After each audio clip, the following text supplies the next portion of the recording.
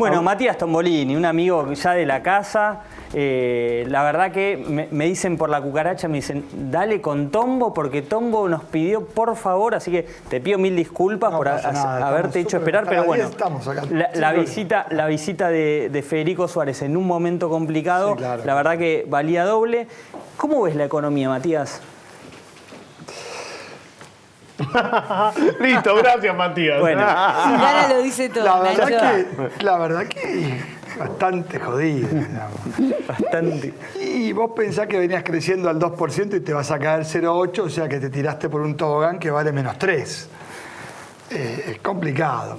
El gobierno me parece que tiene un sesgo interesante en su nueva faceta meteorológica, en descripciones de tormentas, chubascos. Tormenta perfecta. La tormenta. Sí, la tormenta perfecta. Yo creo que lo que viene es bastante complicado para los argentinos. Vamos a tener todo menos salarios ganándole a los precios. Entonces vas a tener un poco más de un ajuste que no es nuevo, porque esta discusión del ajuste que plantea el gobierno en función de quien finalmente determina cuál es el plan de gobierno, que no es otra cosa que el acuerdo con el Fondo Monetario Internacional, me parece que lo que va a tener como consecuencia es que va a continuar el ajuste. Estos 2 millones de entradas menos vendidas en el cine, que no es otra cosa que justamente la merma del consumo cotidiano de una clase media que ve un gobierno, como vimos recién, muy enojado con las consecuencias.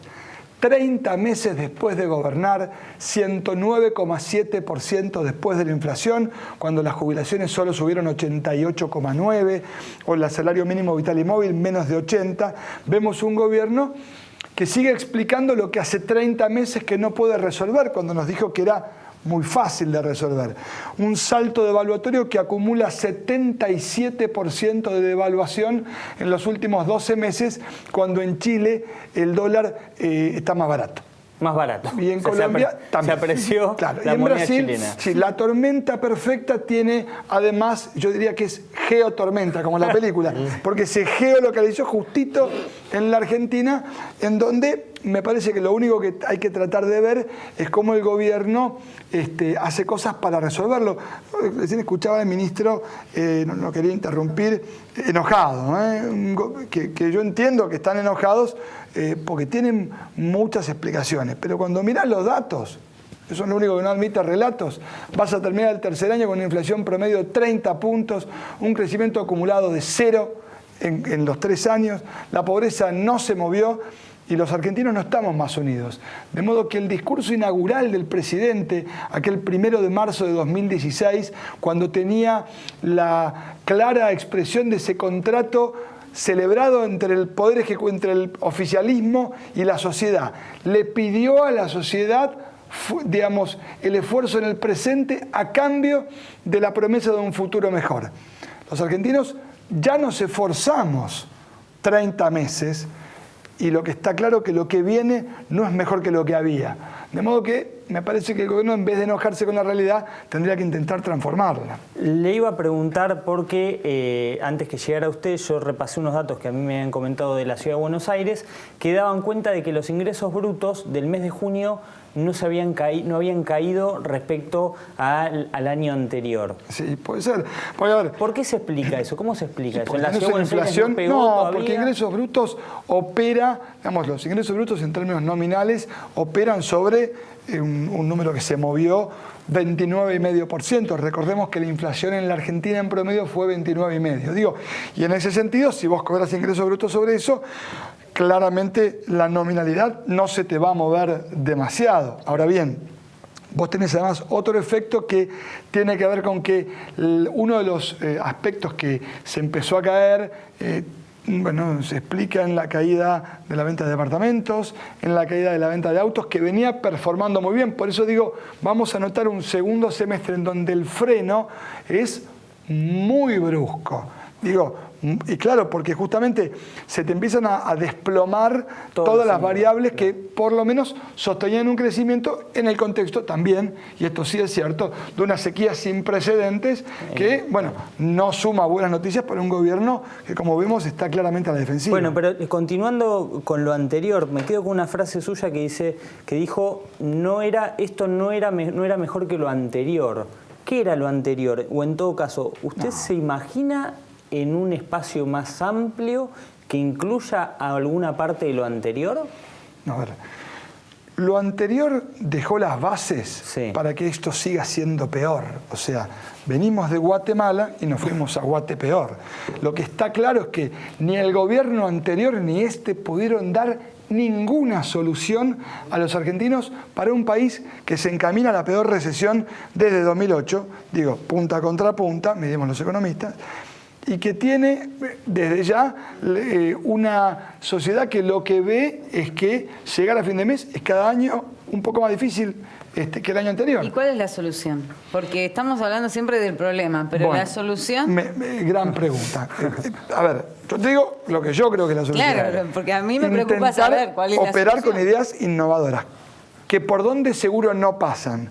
Por discutir con gente que no vive en la Argentina dónde están las prioridades de los argentinos. Entonces, ahí yo lo que creo que hay que entender es que la solución no es una receta de cocina. No es alguien que dice o bajen el déficit, o eliminen el Banco Central, o menos Estado, o más Estado. La solución la tiene que aprobar quien tiene la legitimidad de origen, que es la política. Por eso el Poder Ejecutivo tiene la responsabilidad primaria. La solución es, ¿cuál es la pregunta que pone sobre la mesa el jefe? Porque no la va a dar el Ministro de Economía, que es un empleado. Es un velador. Lo prendés, lo apagás. El que manda es el presidente.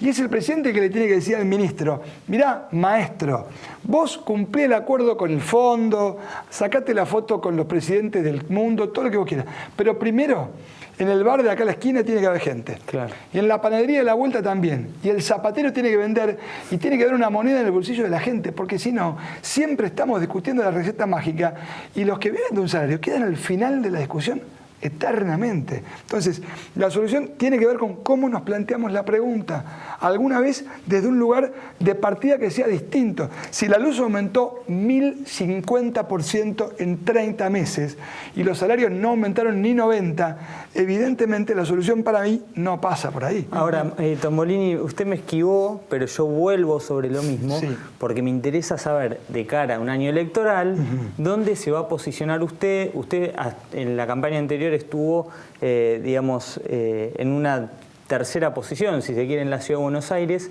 ¿A qué apunta Tombolini el año que viene? ¿A conformar un espacio? ¿A mantenerse en el lugar que está? ¿A verla desde afuera? No, a ver, nosotros conformamos primero, fundamos un partido político que se llama Avancemos, ¿sí? Avancemos por el Progreso Social, que es un partido político que tiene en el orden nacional las mismas referencias que tuvimos en el orden nacional el año pasado. Esto es, digamos, Sergio Massa, Roberto Lavagna, Margarita Stolbizer, y en ese contexto, en el distrito, estamos tratando de hacer algo que me parece que es más importante que plantear una propaganda, que es formularnos las preguntas que nos permitan intentar mostrar una solución que sintetice los problemas de quienes vivimos en esta ciudad, que desde nuestro punto de vista tiene mucho para cambiar, mucho para transformarse. Matías, ¿por qué crees que cada vez que se habla de reducir el déficit, que sería imprescindible, parece, ¿no?, en este país, lo primero que se hace es recortar la obra en infraestructura, que es decir, aquello que genera empleo, que genera esta rueda mágica de la productividad, y no se va a otros lugares? Digo, no se pueden recortar otras cosas que no sea la obra específicamente. Mira, ¿no se está tirando un tiro en las pies haciendo eso? Eso es un problema del gobierno. No, está bien. ¿Vos qué recortarías? Porque hay que recortar, bárbaro. Desde López Murphy hasta parte sabemos que hay que recortar. Pero que también yo te discuto esa verdad. Digo, ¿por qué? A ver. Porque, a ver, yo no digo que no haya que cerrar el déficit. Lo que digo es que tanto el déficit como la tasa, como el dólar, si los discutimos y no discutimos para qué lo queremos hacer, la discusión no tiene sentido. Porque estamos discutiendo una herramienta y no para qué sirve la herramienta. Vos decís, ajustemos, achiquemos el déficit en función de qué plan político. ¿Qué queremos? ¿Qué queremos hacer con la Argentina? Digamos, porque si vamos a ahorrar y seguimos bajando las retenciones, que no está mal en el futuro, pero hoy hay que discutir algo que es previo. En un país que va camino a una machaza recesión, la pregunta es, ¿cómo repartimos los costos de la crisis? Porque acá siempre pasó lo mismo. Las ganancias se administran entre pocos y las pérdidas se socializan entre todos. Entonces, a mí me preocupa, además de discutir el déficit, entender cómo se distribuyen los costos. ¿Qué ponen los bancos? Porque la que se fue, cuando terminó, dijo, se la llevaron en pala. Y los que más ganaron fueron los bancos. Sí, obvio. El mes pasado, los que más ganaron fueron los bancos. Bueno, ¿qué ponen las mineras? No toquemos los sectores. Bueno, yo ¿te lo que acordás digo que apenas asumió este gobierno quisieron reestructurar esto de los pagos a futuros que habían ordenado los bancos y algún tipo de cuestiones financieras, y eso avanzó un segundo para que ahí Sí. lo propuso y lo tuvo que Bueno, pero por eso. ¿Por qué? Porque cuando vos gobernás, administrás siempre intereses contrapuestos. De hecho, gobernar tiene mucho más que ver con decir que no que con decir que sí. Por eso es fundamental en un proceso de gobierno entender cuáles son los intereses que primero se privilegian. Y si el gobierno no se da cuenta que es hora de empezar a defender a aquellos que viven de un salario, vamos a profundizar el problema. Porque el mercado interno está abandonado. Si tenés una pyme y tenés que ir a descontar un cheque al 70% y tenés una tarjeta de crédito y nos estás mirando en casa, andá a mirar el resumen, pagás el mínimo y la tasa es 100%. 100%. Entonces seguimos discutiendo lo que está en la estratosfera y mientras tanto la persona que tiene acá a la vuelta un negocio de venta de ropa sigue sin poder cubrir los costos porque tiene clientes más pobres y costos más altos. Bueno, Tomolini, anda a vender por internet. En dos Mercado Libre preguntas. las comisiones son tremendas. Dos preguntas cortas. La primera, ¿el dólar se queda donde está? Yo creo que el dólar el gobierno va a tratar de tener a partir de este nivel un billete que se mueva parecido a la inflación. A mí el dólar me importa, también me importa mucho la tasa. Porque Raúl Silverstein, de Cejera, que tiene una marroquinería, con una tasa de 50, 60, 70%, no puede funcionar. Claro. No tiene chance. Y si Raúl no funciona, no toma gente para que trabaje.